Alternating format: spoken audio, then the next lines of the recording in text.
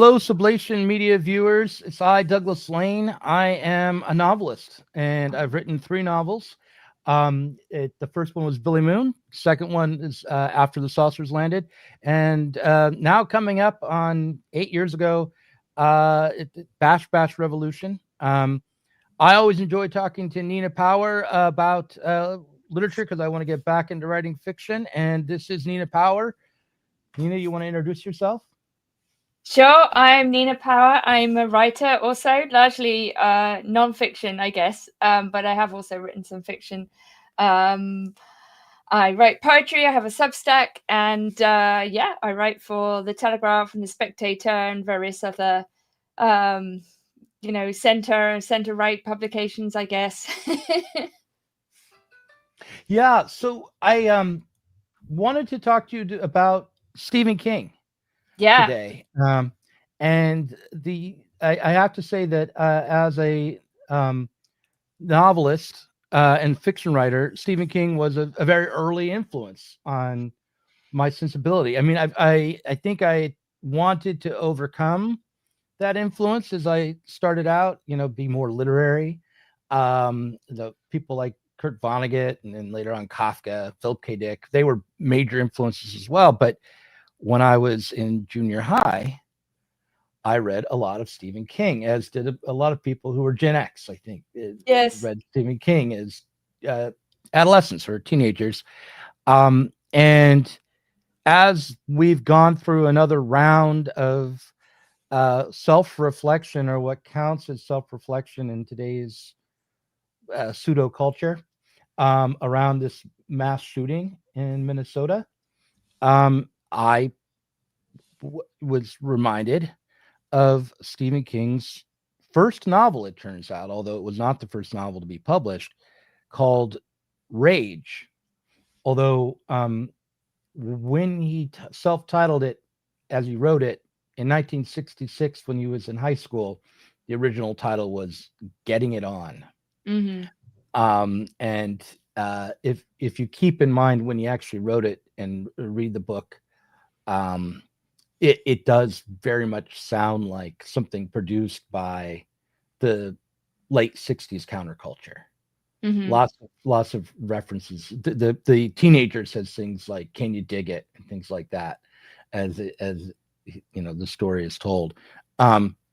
So yeah, the other thing about this novel was published as Rage under a pseudonym called Richard Bachman. I don't know exactly why King decided to write books under a pseudonym, except out of egotistical hubris, but this is maybe unfair to him. But he wanted to show that his work would catch on even without the celebrity name Stephen King. And on that score, he failed. Bachman did not sell well until Mm-hmm. the name Stephen King was attached. But yeah, he published this book under his pseudonym. It came out in 1977, more than a decade after he originally wrote it. He had revised it, of course, and finished it. And then eventually in the 90s, he let it go out of print because he was concerned about how it influenced young people, and maybe and how, because it was implicated in several mass shootings or attempted mass shootings and similar kind of copycat incidents around the novel Rage. So that's what we'll be discussing today. But do you want to start by talking about Stephen King himself? Sure. Just a note on the Bachman name. I mean, at least according to the AI overview that now shows up every time you search for something. I must work out how you turn it off. But apparently it was because Stephen King wanted to publish more novels a year than his publisher would allow, as well as test whether his whether his work would stand up without his more famous name. So I think at least that's what the probably slightly inaccurate internet tells us. Apparently 30% at the moment of AI result descriptions are incorrect, someone was saying today. So who knows what's true. But yes, my goodness, I was obsessed with Stephen King when I was about 12 to 15, in the 90s or so. I think the first one I read was actually Gerald's Game, which is not a particularly famous Stephen King novel. It's actually a horrible novel, um, where this woman is sort of chained by handcuffs to a bed as a kind of sex game that's gone wrong. I think she's someone's mistress, and she has to use her own blood to get out of the handcuffs. The guy dies having sex with her, like of a heart attack. He dies on top of her. Anyway, it's this kind of lengthy description of how she escapes. In any case, I got complete. Someone at school must have lent me the book, I think, and then I read it really quickly, and then I read all the Stephen King I could get my hands on. And I read really quickly when I was younger. And Stephen King, I mean, if reading Rage, my goodness me. I mean, even as a high schooler, I know he revised it, but man, he could write. I mean, this is like incredibly compelling writing.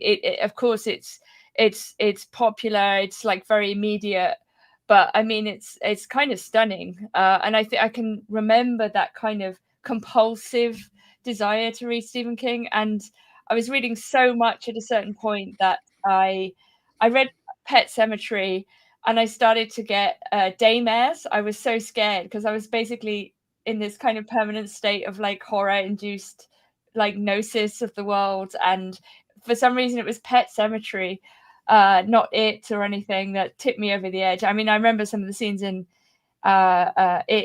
which were very frightening and also very disturbing. I mean, he's often attacked for a particular scene in that novel, which you might know of, where the Right. children kind of have sex with each other, and it's like, Oh, yeah, and this is it. yeah, Yeah, in it, yeah, yeah, yeah. yeah. And I think people bring this up a lot now, and it's kind of weird. I don't follow Stephen King online, but I've seen some of his X posts, and it's interesting because he seems to have become very like democratic, liberal, progressive, um, possibly as a response to maybe who he was before. I mean, I don't know for sure, but apparently he was using a lot of drugs to write some of his novels. I mean, I don't want to say that if it's not true, but I heard this, so allegedly, and I mean, yeah, some of his stuff. I didn't know that he'd pulled this novel initially, right? Like because of the school shootings.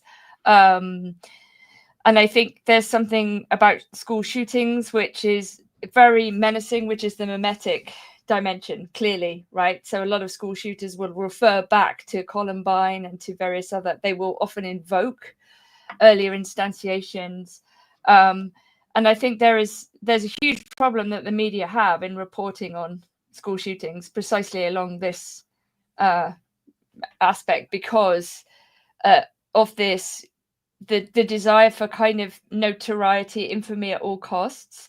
I mean, this idea goes all the way back to Herostratus, who was like a Roman guy who burnt down the Library of Alexandria just so he would be famous, right? And Hmm.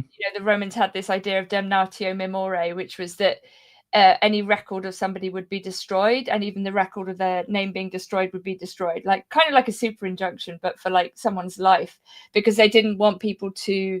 They didn't want him to have any notoriety. Unfortunately, someone did record his name, so now we know that it was this guy called Herostratus. So, but the school shooter thing has a similar mimetic problem, right? Um, and I think there's always this attempt, which you can immediately see, especially in the age of the internet, where people are grasping for, let's say, a political explanation. Oh, this kid was a right winger. Oh, this kid was a leftist. Oh, this kid was trans. Oh, this kid was whatever. Um, as if that gives you some like direct causal explanation for why this particular individual did what they did. You know what I mean? Hmm. Well, I think that in the novel Rage, Mm-hmm. Stephen King offers his own explanation for mass shootings. Yeah. Here's the cover of the book, Rage, and it is it is he ultimately blames society. I Yeah. think, not to be too simple minded about it, but uh, there is no way to avoid identifying with the school shooter. when you Mm-hmm. read Rage. I mean, except by closing the book and putting it aside if you're too offended by it. But it is a story of an anti-hero. Reading chapter 20, I think it was 19 and 20, where he's talking to the school psychologist. I was reminded of two things. Uh, well, a Tom Stoppard play called Rosencrantz and Mm-hmm. Guildenstern are Yeah, dead. yeah, There's a section in that where they play questions, where you have to answer every question with another question. This was the opposite of that. The school counselor was not allowed to ask yeah. any more questions. But also, um, I was reminded of an early 90s film called Pump Up the Volume, Yep. starring Christian Slater, Yeah, I remember. where he takes on the school bureaucracy by being a pirate radio disc jockey or whatever, talk jock, from his parents' basement. And the uh, attempt to expose the hypocrisy of adult authority Yeah, is a major theme in Rage. And when the algebra teacher is killed, uh, because of the way that is set up, of how she treated the students in an earlier scene, um, uh, there's no grief, there's no horror to that. Really, and we're told the students don't react in horror or grief either. Um, so yeah, this was the other thing that I was reminded of is like the sensibility of a John Hughes film, mm-hmm. maybe The Breakfast Club, Also, I where mean, Heathers would be another obvious point of comparison. I was yeah, reminded also of the Pearl Jam song and video, Jeremy. I don't know if you remember this, which is also about a school shooter. I mean, people have pointed out that like there's a shift in the incidence of it moves from serial killing to school shootings. Like this is the shift in the mode of violence of this kind of stochastic kind of mm-hmm, terroristic violence. And that this goes back to this kind of mediatic mimetic problem, right? Like this becomes like a mode of behaving, and another explanation that people often reach for is kind of MK Ultra, right? Like that these kids are programmed, you know, that these are kind of psyops for one reason or another. You know, it's clear that obviously like the three letter agencies have done all kinds of like horrific things to people. You know, that's not a matter of speculation, that's a matter of record.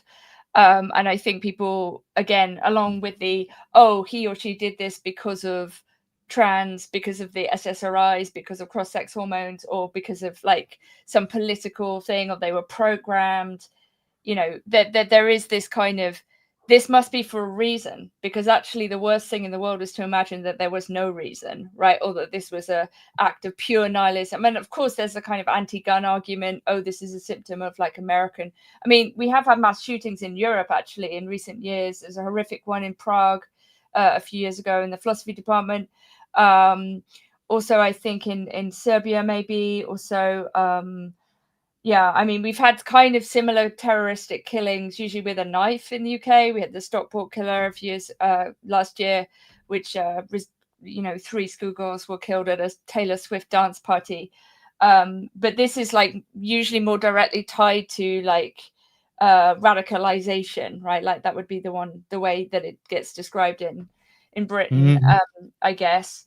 Yeah, and I think this idea of like certain people are influenced to do this, right?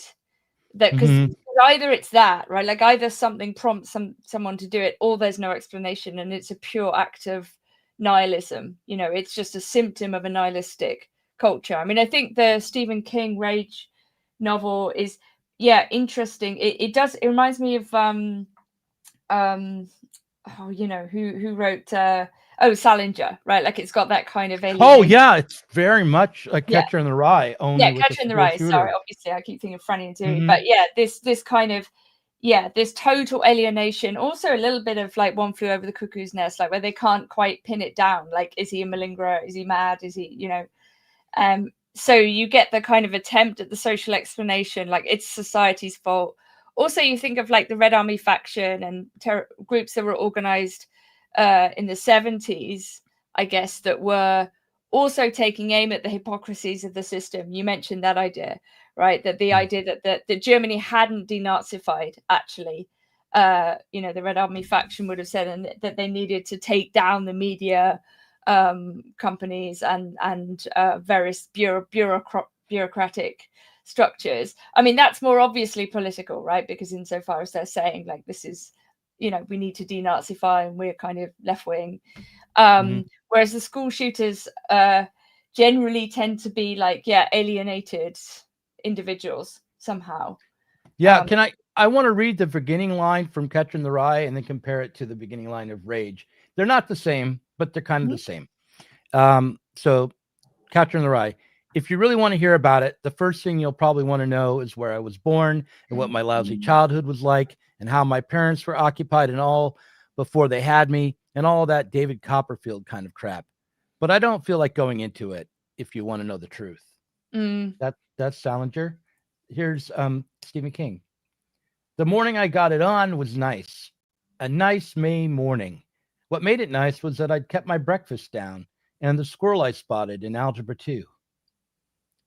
So not exactly the same. No, but later on in Rage, there is this kind of, attempt to pin it down to like traumatic childhood experiences, like going hunting with his dad and seeing his father slash the deer with a knife and overhearing his father drunkenly discuss with some male friends like what they would do if they caught one of the others having sex with his father's wife, and they had this kind of really rough, violent discussion about rape and murder and stuff that the young boy hears. And so he attempts to, there is this kind of weird group therapy session when he's holding all the other kids hostage, in which he kind of tells them some of this stuff about his own life, and then he gets them to kind of enact their own psychological trauma. Like he gets two girls to fight about, one calls the other one's mother a slut, and then he like triggers this kind of rage in the other kids, right? Like there's this idea of this kind of seething, boiling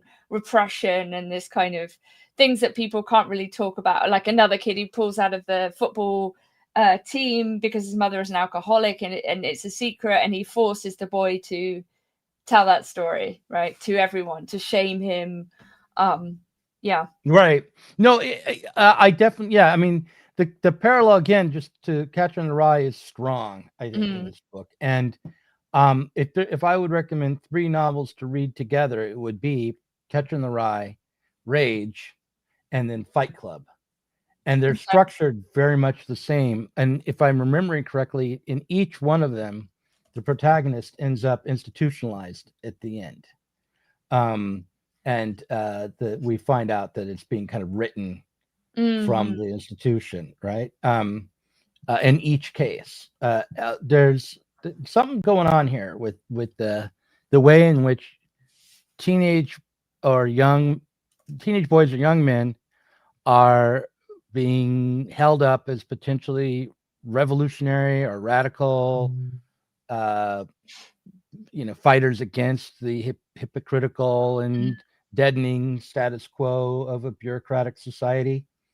And also, though, how each one is defeated by that same bureaucracy and how the story itself is produced by that same bureaucracy. So Fight Club is 1996, and there's kind of like a resurrection of some of these themes from if Stephen King was originally writing in the late 60s, like 30 years later. Also, Diary of a Rapist. I don't know if you've ever read this one. This is like a terrifying novel, which is actually first published in 67 by Evan Connell, which is a very, very disturbing book. And it does this first person account of how this person gets to be the kind of criminal. So you have this kind of, I don't know, genre, maybe too strong a word, but this type of novel where it's this first person account of why someone is the socially excluded person who commits horrific crime. Like it's trying to get into the head to demonstrate there's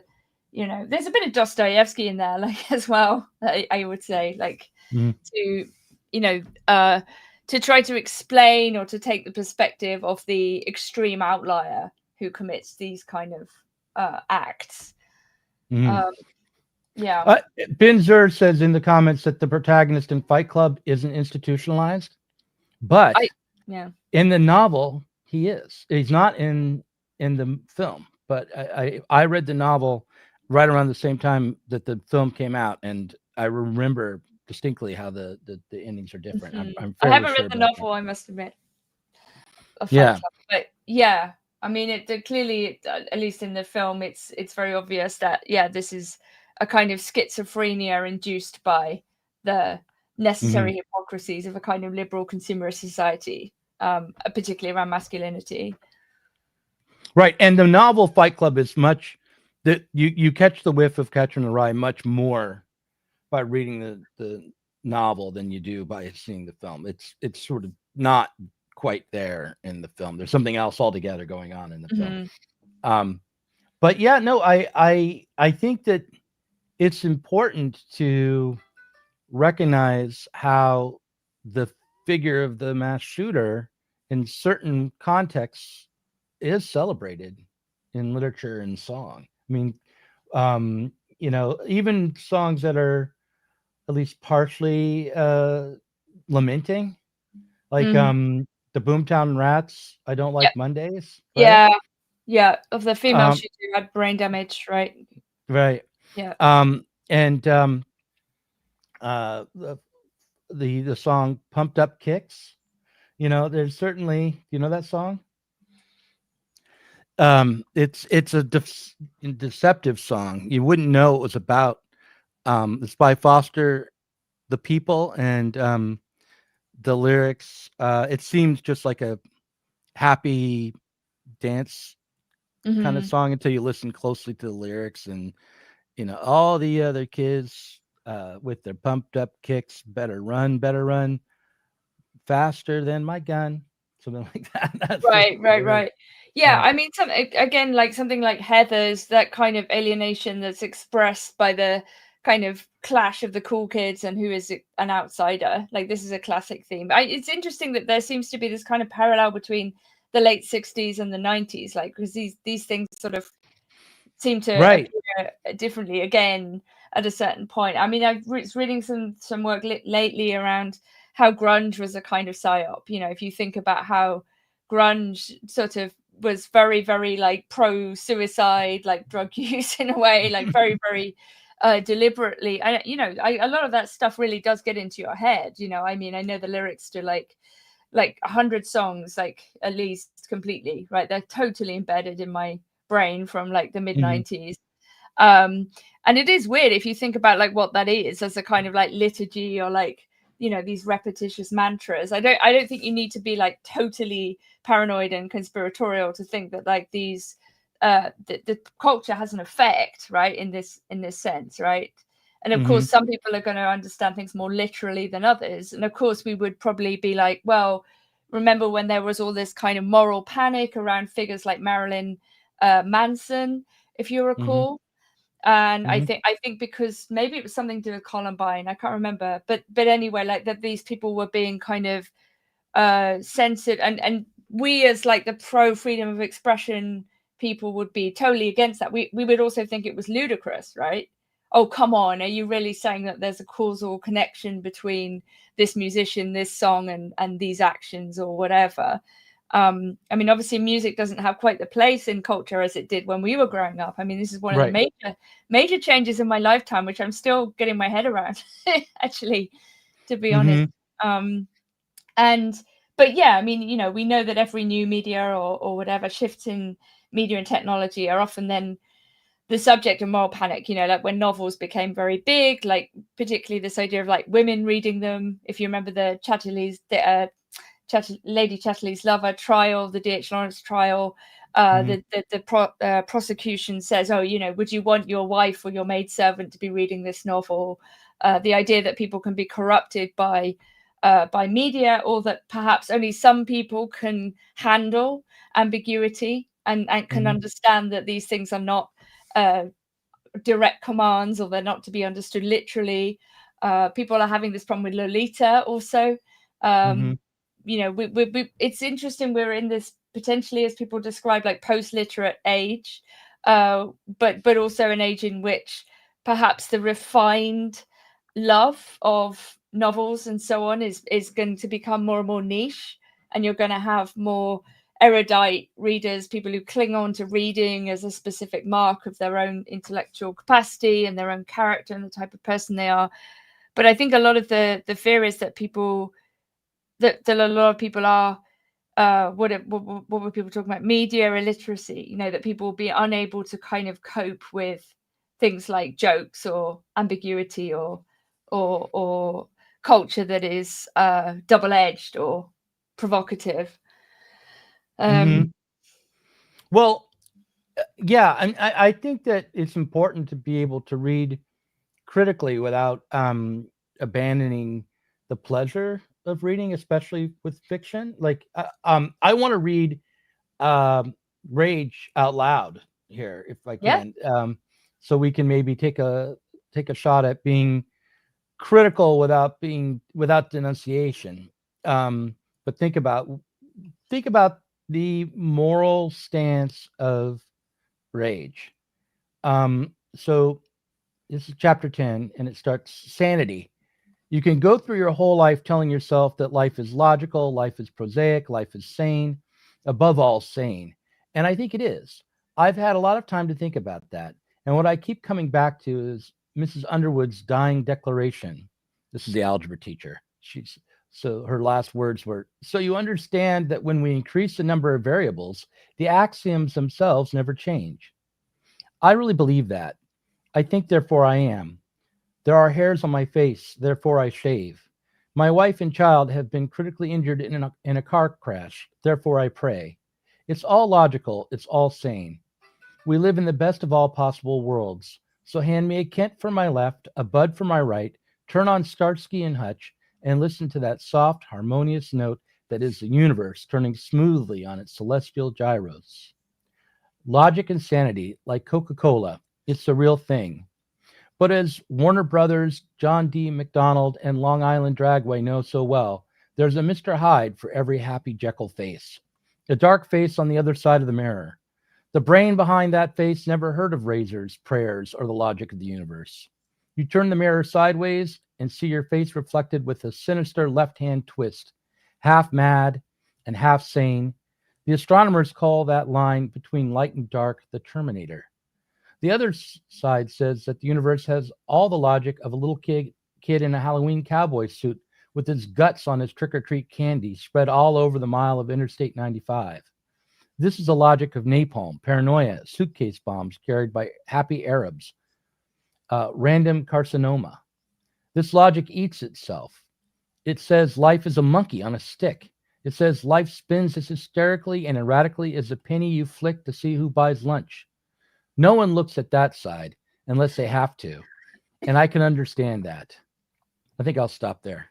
Yeah. But, it reminds me also of The Dice Man, which was the George Cockcroft's novel, which was from 1971, which is also playing with this kind of idea of chance. And, it's like rolling a dice to see whether you're going to murder someone or something, right? It's like game logic.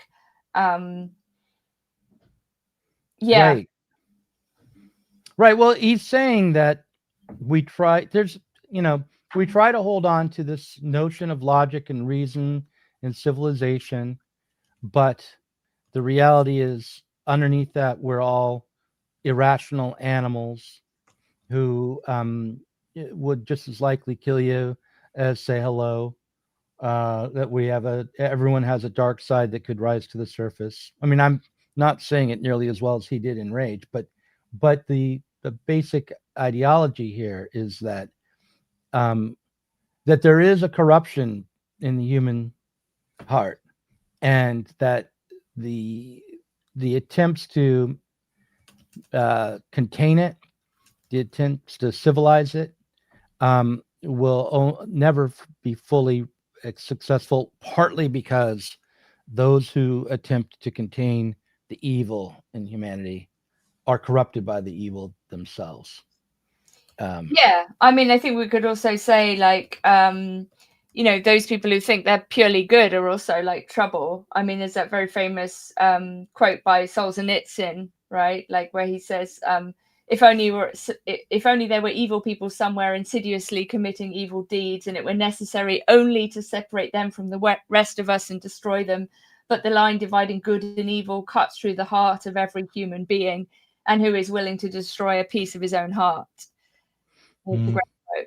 I mean, he's obviously writing in the context of a sort of totalitarian regime, which has decided very clearly who is good and who is bad and who needs to be destroyed on that basis. And I think that kind of black and white logic is very, very, it always threatens to return. I mean, this is why I think Christianity has a superior anthropology insofar as it says that we're all fallen, that we're all broken, that we all have a fault line running through us, if you like.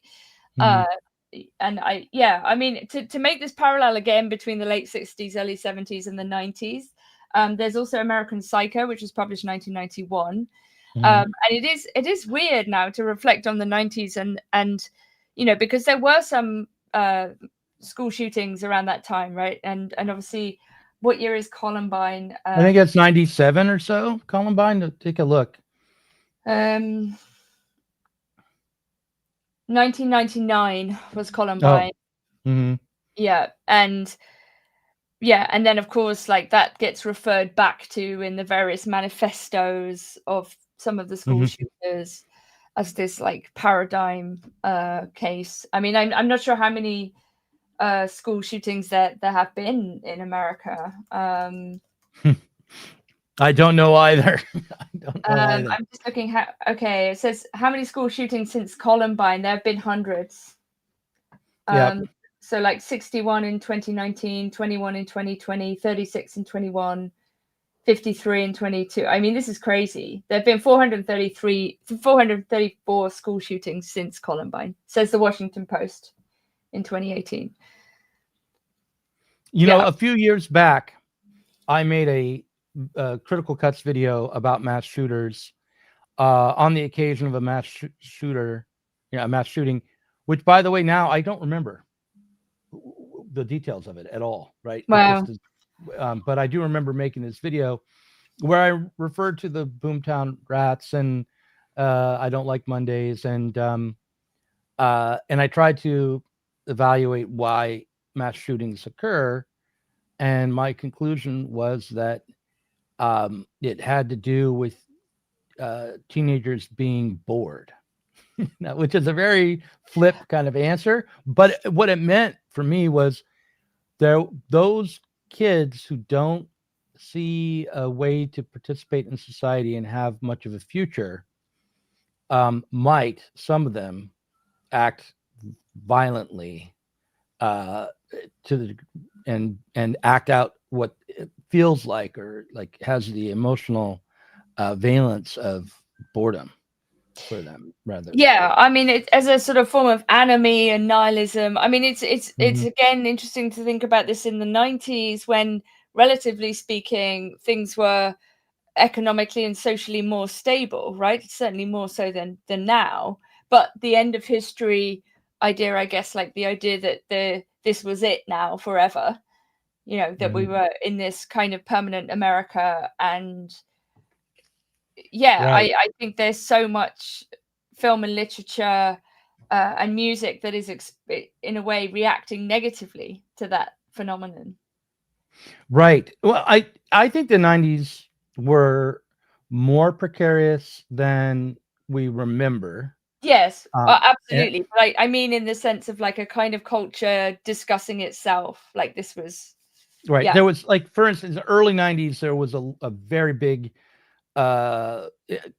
concern about urban crime, which is why teen pregnancy and urban crime both. But in the United States, is one of the reasons why the Clinton crime bill was passed, is to combat the super predators on the streets. And by the end of the 90s, there was there was a feeling that there was sort of the opposite feeling in the culture, which I think was expressed in films like The Truman Show and The Matrix and Existence and a number of others.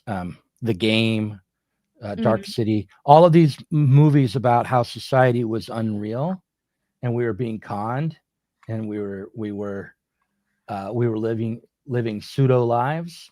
Yeah. They came out towards the end of the 90s, 97, 98, 99. And it was, I think, a reaction to this feeling of being trapped in a society which was not satisfactory, did not offer much in terms of being self-actualized or being able to direct your life and the course of society, but also seemed to be permanent. I mean, I think in a way it was similar to the way society felt in the 50s, maybe. And in any case, it's not surprising that there would be school shooters around that time. And when we think about when this novel Rage was written in 1966, it was another period where economically and socially things at that moment seemed fairly secure.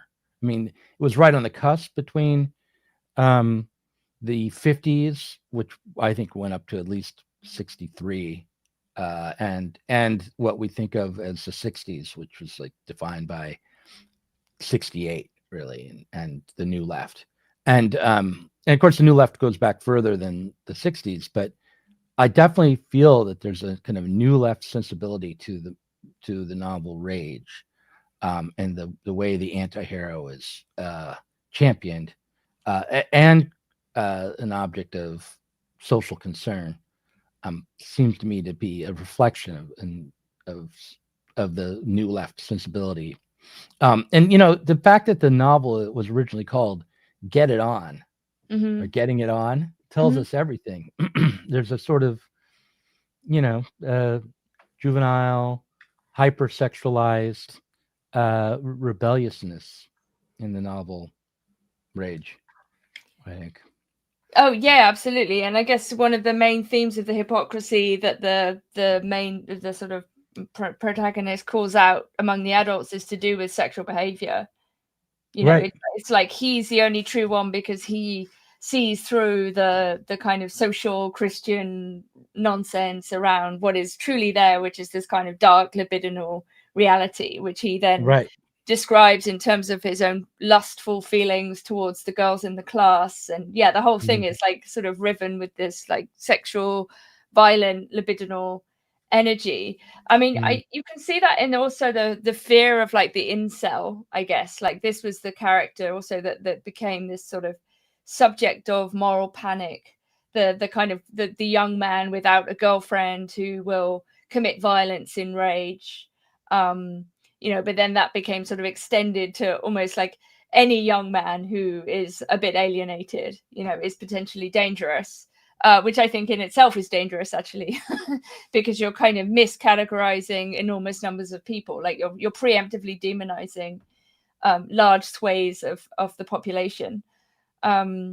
But yeah, certainly I think that kind of fear of the lone wolf. I mean, it's interesting if you go all the way back to Thomas Hobbes, the famous phrase like homo homine lupus est, man is a wolf to man. And I read this amazingly interesting article once that basically said the werewolf or the wolf at the time that Hobbes was writing was a synonym for the extremely depressed and socially alienated human. So it was like actually what he meant was that the threat to the social order is comes from inability precisely to enter into it in good faith. That the extreme outlier, the person who cannot integrate, that cannot accept the social norms or obey the laws, who is profoundly unhappy, that's the threat. And of course, then the wolf becomes potentially anyone, right? So man is wolf to man is not about the wolf, right, as a character, which is, as an animal, right, because the wolf is actually a pack animal. The lone wolf is only ever the wolf moving from pack to pack, by the way. And wolves are actually very loyal. in terms of their relationship to their partner wolf.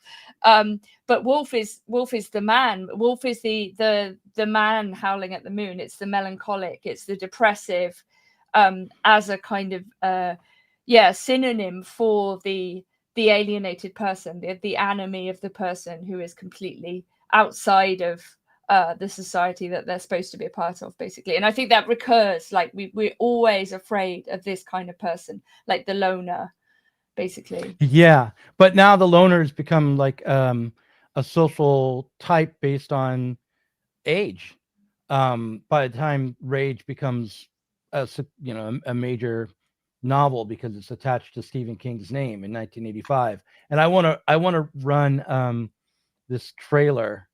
Let's see if I can get it to work, from 1985, of a film that maybe you've heard of. In response to what you just said, here we go. Let's see if we can.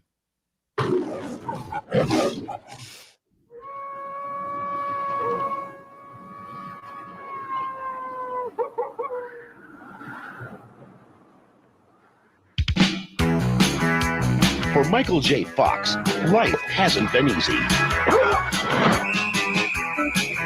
Hi. I'm going through changes. His voice is changing. Give me a keg of beer. Is there anything wrong with me? He's got hair on his chest. He stopped being a boy. What do you think about? Did you get worked up? At last, he's become... Scott? Scott Howard? This is your father speaking. Now open this door right this minute. a wolf. An explanation is probably long overdue. Dad, an explanation? Look at me. Look at you. He's always wanted to be something special, but he never expected this. Then everybody be Teen Wolf. He's got style. There's something different about you. Did you change your hair? He's got class. Wolf person. He's got hair all over his body. Wolves aren't supposed to be shy. He's a wolf in teen's clothing. And tonight is his night to howl. Teen Wolf, a new comedy with Michael J. Fox, star of Back to the Future. Wow. Star of Back to the Future. So yeah, what do you think of that? I mean, that wolf has been integrated, don't you think? Well, yeah. I mean, maybe this is the great beginning of the great taming of the masculine in the long housing of male desire. Yeah, someone mentioned Han in the chat, but I think it's actually Bifo who talks about mass shooters, right? So I don't know if you know his book Heroes, which is an ironic title, but from which is his book about mass murder and suicide, which Verso published, I think, 2015, and it's an entire book devoted to this problem. Actually, I'm just going to try and find a bit of a quote from. I mean, this is also in the context of the making hero of the lone shooter, which we shouldn't forget, which is still happening with figures like Luigi Mangione, and so on, right? So the lone wolf, okay, maybe he's integrated in Teen Wolf. I think the wolf is a very powerful archetype, not just in the Hobbesian sense I was talking about, but also as this, like, I mean, think about Red Riding Hood. And the wolf. I think also for women, the wolf is a very, very powerful figure, because the wolf is like this very, very attractive but very dangerous man. And I think, like, if you're a woman, you've inevitably had an encounter with this kind of man who is like completely unreliable but strangely attractive. So I mean, I'm just gonna quote. We all try to be a little wolf-like. I mean, well, we're not saying it's better than others. No, indeed. I mean, really, it's interesting, isn't it? Like, you know, when women maybe realize that they need a man that is like actually sensible, is going to be there and be supportive and loving, and that you want to love back. It's this often comes after a whole series of interactions with men who are much more wolf-like, right? Who are just completely unreliable and will just treat you badly. It's a horrible truth, I'm afraid, about male-female relationships. But I'm just going to read you a brief quote from Bifo's book, Heroes, as I say, from 2015. He says, I don't care about the conventional serial killer, the brand of secretive, sadistic psychopaths who are attracted to other people's suffering and enjoy seeing people die. I'm interested in people who are suffering themselves and who become criminals because this is their way both to express their psychopathic need for publicity, right? Like this is what we're saying, and also to find a suicidal exit from their present hell. He says, I write about spectacular murderous suicides because these killers are the extreme manifestations of one of the main trends of our age. I see them as the heroes of an age of nihilism and spectacular stupidity, the age of financial capitalism. I'm not sure I would put it like this, to be honest. But this is Bifo's provocation. Yeah, I wouldn't blame financial capitalism. I would just blame capitalism. And I would also credit capitalism for creating figures like the Teen Wolf. The thing to understand is that while we all decry and deplore the mass shooter, especially in the wake of the shooting of Catholic school children, 2 really young kids, like 9 and 10, were killed. We also celebrate the shooter, and like Luigi Mangione is one that some are celebrating. And it's interesting to think about the book that was pulled by Stephen King, Rage, and compare it to the book that was not pulled, and which seems to almost be defining his politics today, which is The Dead Zone. And in The Dead Zone, a character who has psychic abilities, can see into the future, decides to assassinate a presidential candidate or attempt to. And it was a movie that when Trump was elected in 2016, I had a screening of in my family living room and had my 4 kids watch with me. Because I thought, this is how we should understand Donald Trump. I had said in my Trump, derangement, with my own Trump derangement syndrome flaring up. But we will celebrate the assassin, who when the assassin is targeting political enemies, and decry the mass shooter. And of course, that makes perfect sense. But on the other hand, they're both antisocial acts that break from the established set of rules, laws, and norms that are supposed but it's not just that. I mean, yes, it's that, but I mean, there's sort of incredible levels of like friend enemy distinction that go on, like people cheering on the attempted assassination of Trump, for example. I mean, there's a lot of liberal glee, the kind of worship of Luigi Mangione. It's actually very interesting. Bifo Berardi, who obviously I just referenced, Heroes, actually this year wrote a follow-up 10-year later piece about Luigi Mangione, right, in the context of his earlier work. And I'm just going to read a couple of things. He says, now mass shootings have become a common fact of life. He says, what was interesting for me in the subject of mass shooters was their prophetic aura. They were a forewarning and the presentiment of a coming mutation. Like angels, they were offering signs at the border of the Western psychosphere, in the duplicitous zone between reality and the infosphere. He says, the mass shooter is the most extreme example of the ongoing mutation of human psychology after decades of the neoliberal promotion of aggressive values and after decades of the digital reformatting of the psychoneurological system. Wow.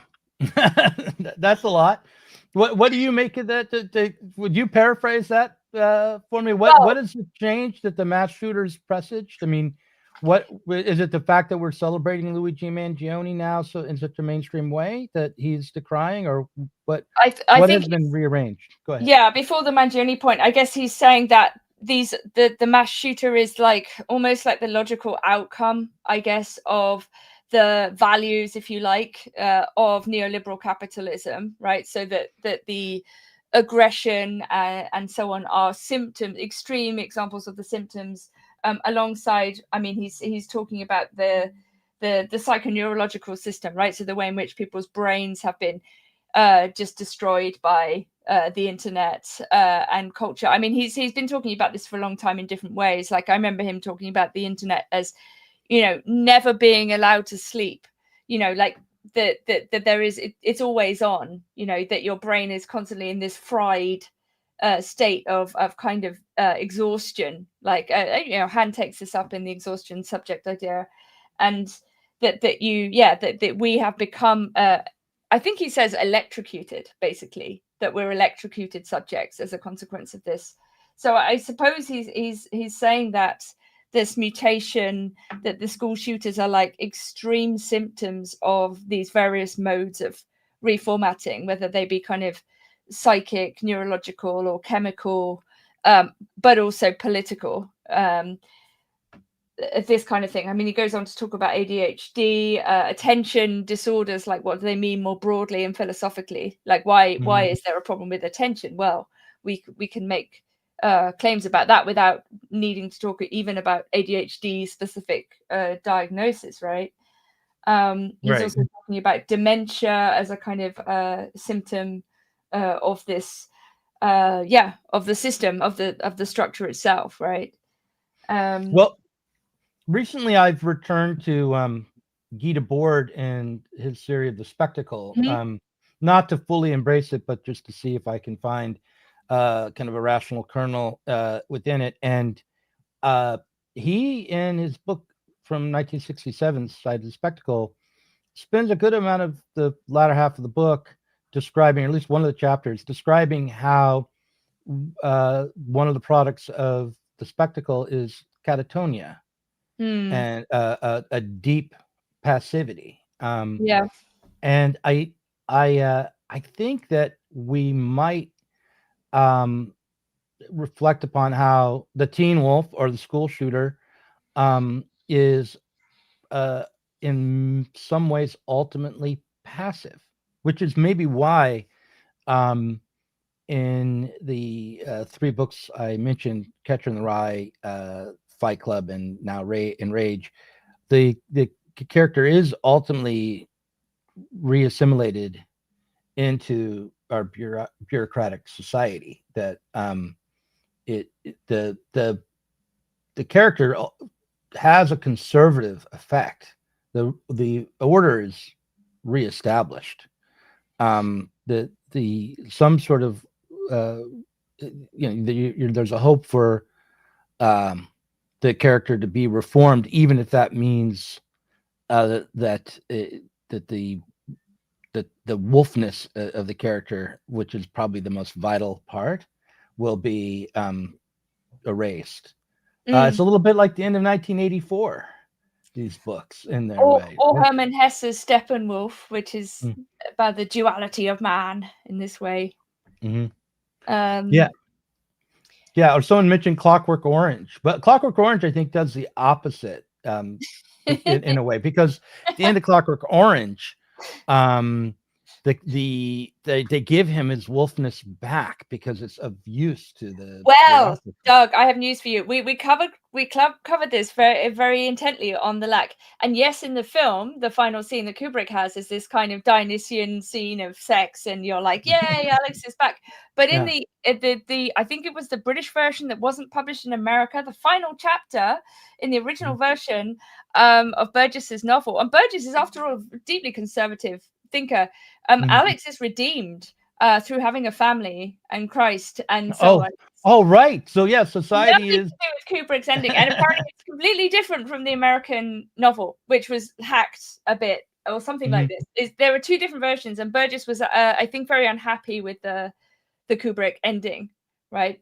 Yeah, because it didn't ultimately say there was something redemptive about contemporary society, that that didn't offer a religious solution, whether that solution was religious in a secular sense as just being part of the family, or a Catholic sense. So but yeah, I think that the true great work titled Clockwork Orange is Kubrick's film and not Burgess's novel. I think they're both brilliant. I'm quite a fan of Burgess. I think his novel. Have you read the Wanting Seed?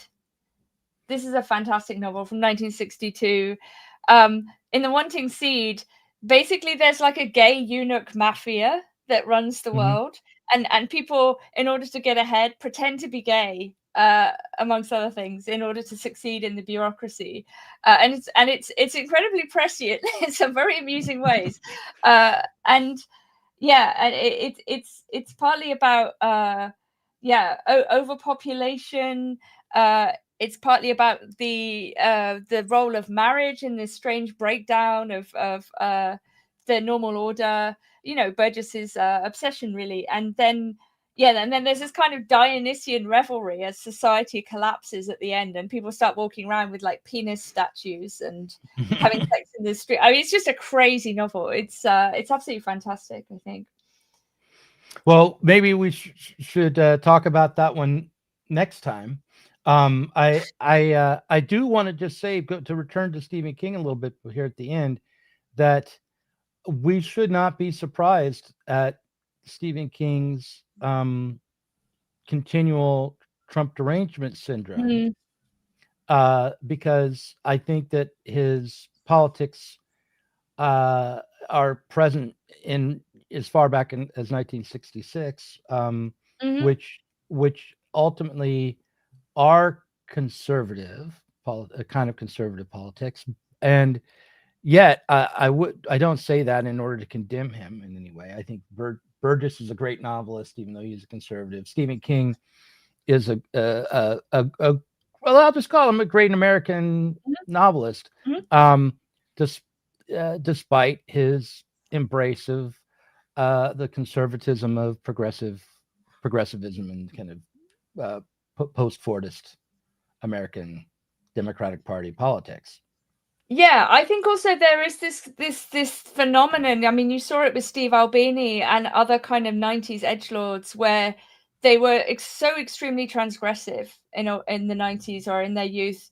And I think they strongly, I mean, Albini did a whole mea culpa about things he'd said, and some of which was really like extreme, to be clear, and like deeply not okay. Even at the time was not okay. And but took the edgelord persona way too seriously, and then kind of massively overcompensated by becoming like ultra progressivist. And I wonder if there's a bit of that going on with Stephen King. I mean, I like what you're saying about their continuity, perhaps. And I think, in the Bifo argument about Mangione, the more recent one, you can also see a kind of Trump derangement syndrome. Like, he wants to say that ultimately Trump and Mangione are two sides of the same coin. That they're both terrorists, that this is to do with like an age of chaos.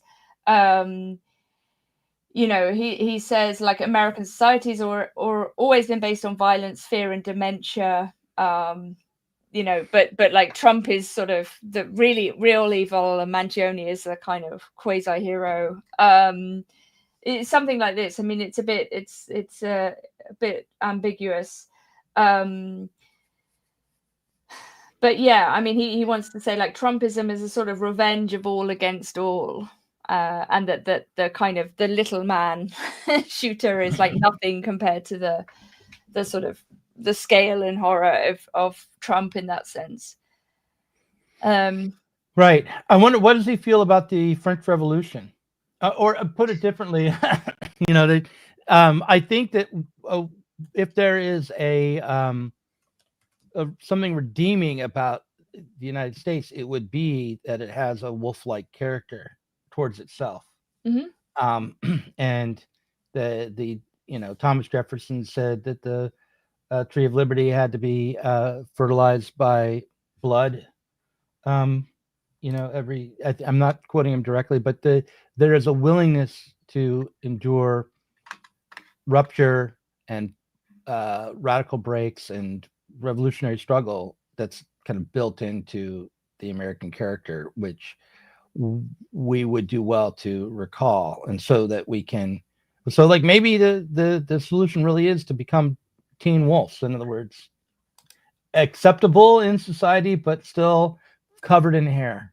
Well, this is like the great sublimation. This is how civilizations get built. I mean, the founding act of violence, which is then covered up and then civilized. And, you know, I mean, all empires are built on blood. All empires will fall, you know, not to sound like Spengler, but I mean, you know, like every great society and civilization is based on conquest, and we are apex predators.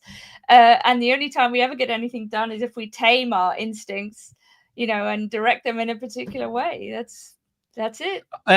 All right. Well, I'm rather than offer my Marxist libertarian counter to your closing statement, I'll leave it there. Thanks, Nina. I look forward to talking to you again, and I hope that that thinking about the novel Rage will help us at the very least not be so moralistic and trapped in the wake of these mass shooters, and instead reflect upon how the phenomenon really is in some way a product of the contradictions and flaws in our society, and that we're not to solve the problem will not be simple. I mean, perhaps we could take away everyone's guns, but there are always knives, and there's something at work in the mass shooter that we are failing to fully address, even as we celebrate it in secret, or not so secretly, I guess. I definitely don't celebrate the mass shooter, just to be very clear. Well, you know, but you do. I mean, you do and you don't. I mean, if you've ever heard and danced to a song like the Boomtown Raps "I Don't Like Mondays," or if you can identify with the protagonist in Rage, then there is a part of you that understands and goes along with a culture that does at times celebrate the mass shooter. Think trying to understand why people do terrible things is not in any way approaching like condoning them. Right. I agree. And yet I would also say that when you read the novel Rage, it's a great novel. You identify with him, and right, but at a distance. That's the point of culture. Like, we don't have to do the things we read or see. Like, no, we don't have. No, I'm not saying we should literally celebrate actual mass I know shooters, you're not, but I mean, yeah. We work through those things, like through the mediation of culture. It's not the only thing culture does, but it's one of the that's the point of Greek tragedy. You don't have to do the things you see. You know, you cathartically live through in a vicarious but real, passionate way the negative things of, you know, the questions of fate and violence and murder and revenge and all of these things that we do feel, right? That we do feel a murderous rage, we do feel jealousy, envy, right? But with the kind of resolution and the realization that, you know, nothing follows from them, actually, if we can work through those things without enacting them. But we have to understand, like, why the mass shooters do it. I mean, because we want it to stop. I mean, above all, right? Of course. I wanted to stop. Absolutely. Yeah. And I'm willing to sacrifice the future cultural products of a society that includes and incorporates mass shooters into it in order to see it stop. But at the moment, we have a society that partially copes with the reality of mass shooters by creating works that at least partially celebrate their existence, like Rage. Okay. I'll leave it there. And we'll see you in a month for more cultural talk. And where's the button? Here's the button.